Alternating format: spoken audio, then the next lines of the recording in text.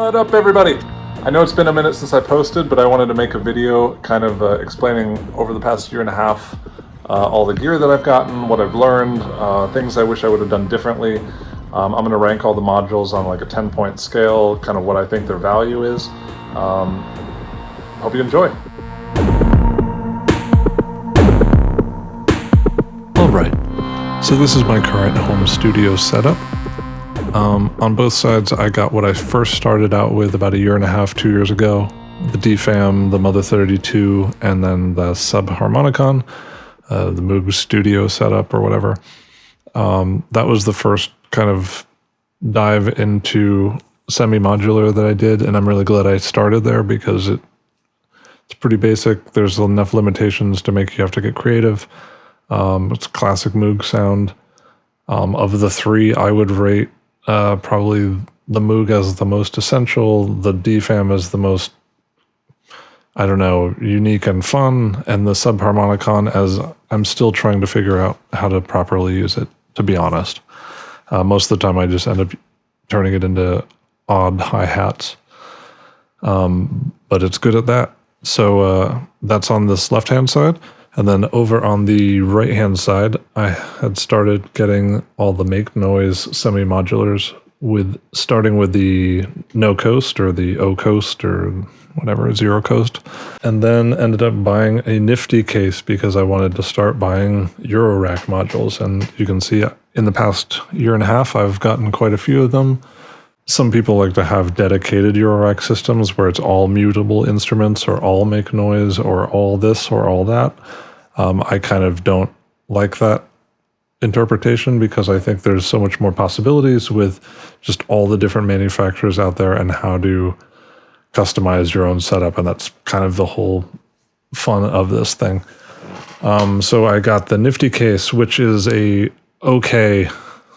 decent case to get. It's definitely a good one to start with because you get MIDI conversion to CV and gate and clock, and you get two input sources that are very noisy and come out quarter inch. But I don't use those much anymore because they're not that good. But still a very good case, good value. I would buy the bundle that comes with the two modules already installed. They're not great modules, but you can sell them back and buy something better. What I started with was the mutable instruments Platts, basically because after reading all the stuff that I read, it seemed like unanimously that was the best value macro oscillator, and it is. It had 20 different presets on this version, which has not been updated to the brand new firmware, which now has another 10. At the same time that I bought Platts, I got an envelope generator from Happy Nerding.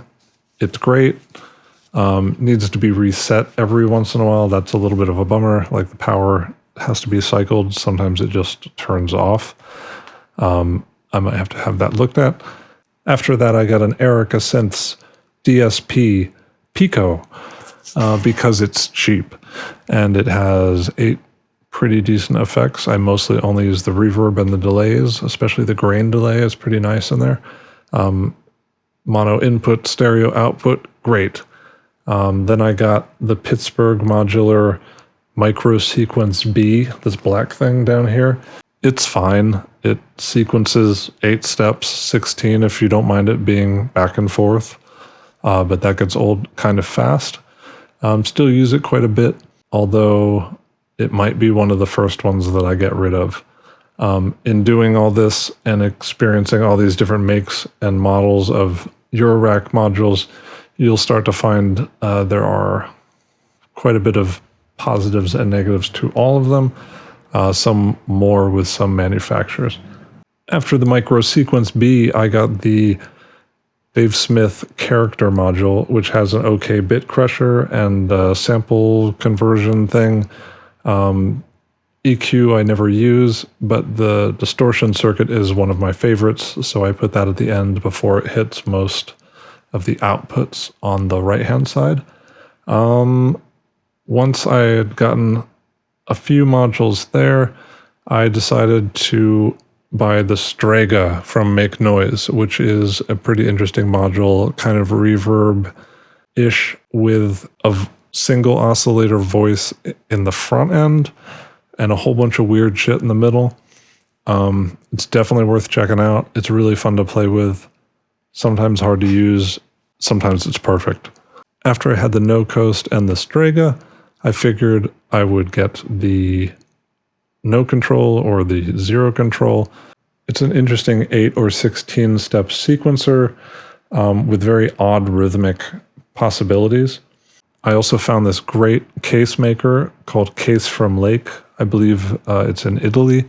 Found them on reverb.com. They've got great handmade cases. I have no problems with this one at all. I've had no problems with the power distribution or anything. It's been perfect.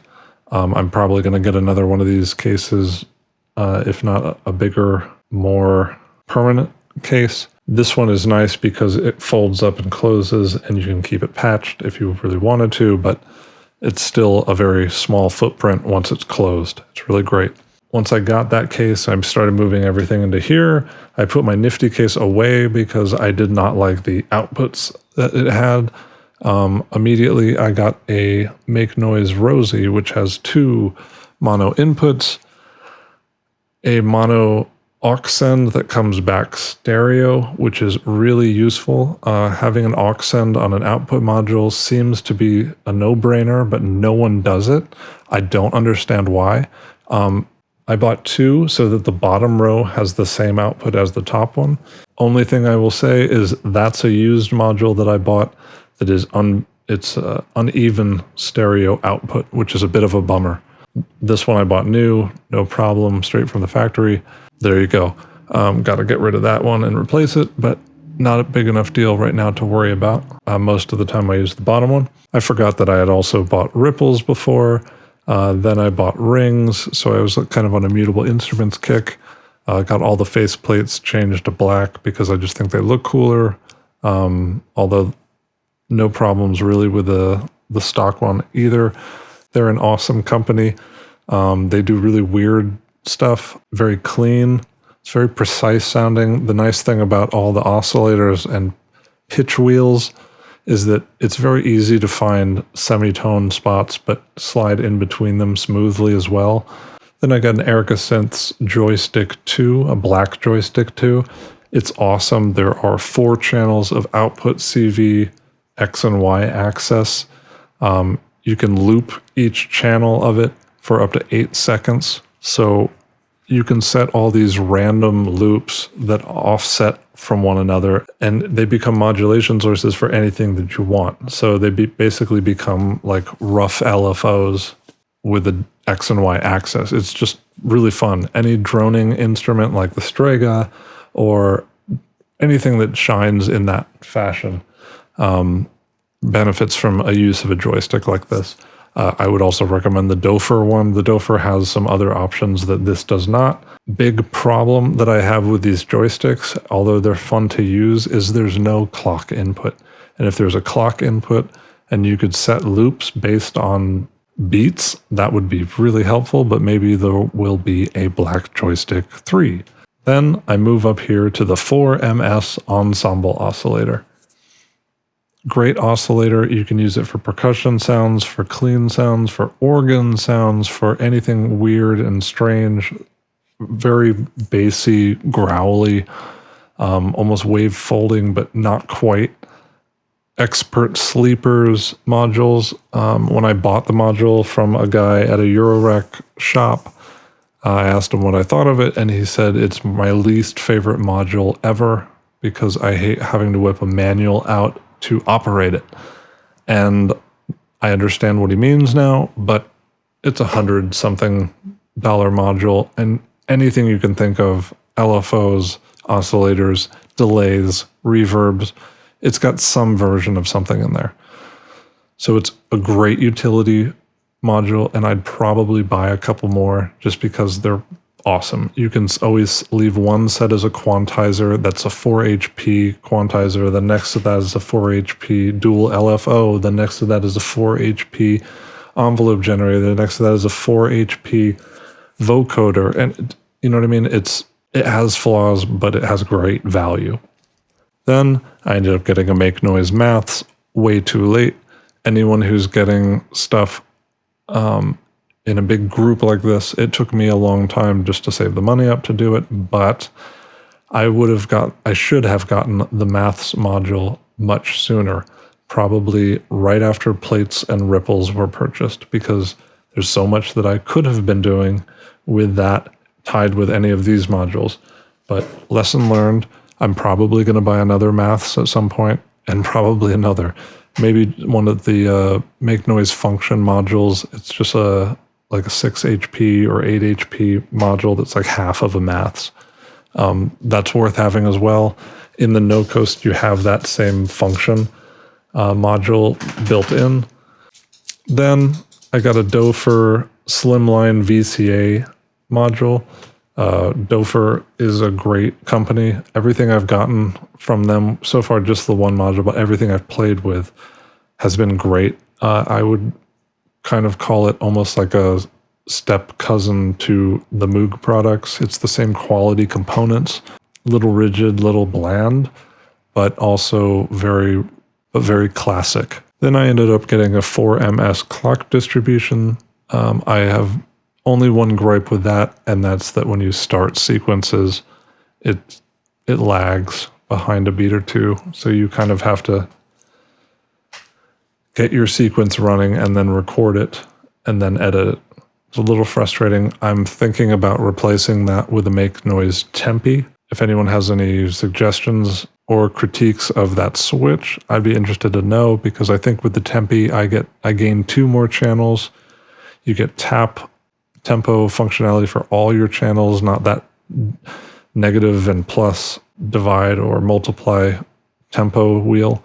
I don't mind this module, but it's kind of like, it's not a good master clock. It's like a pass-through clock, and even then you're left to deal with that lag every time. So it's a bit of a frustration. Maybe I'm missing something. Probably that's what it is.